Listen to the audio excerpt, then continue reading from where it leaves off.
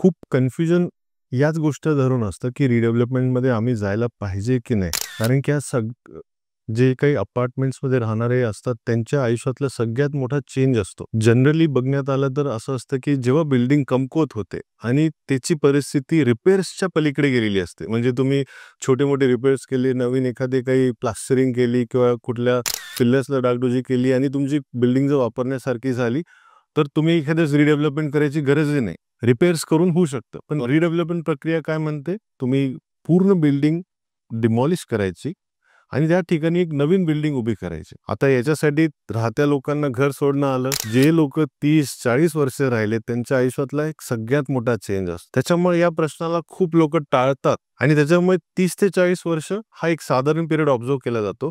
खूप साऱ्या योजना अंतर्गत गव्हर्नमेंटनी फ्लोट केलेलं, ज्याच्यामध्ये बिल्डिंगचं ऑडिट केल्यानंतर स्ट्रक्चर सस्टेनेबिलिटीचं असं इंडिकेट करत असेल, की आता ही बियॉन्ड रिपेअर्स आहे आणि डिलॅपिडेटेड कंडिशनमध्ये आलेली आहे, जी कधी पण कोसळू शकते. अशी जर परिस्थिती येत असेल वाटलं, तर या बिल्डिंगला तुर्तास रिकामं करण्याचे आदेश येतात BMC, PMC कडून आणि त्याच्यानुसार रिडेव्हलपमेंटला जायला पाहिजे. पूर्ण व्हिडिओ बघण्यासाठी YouTubeवर जाऊन बँटर विथ चेतन सर्च करा.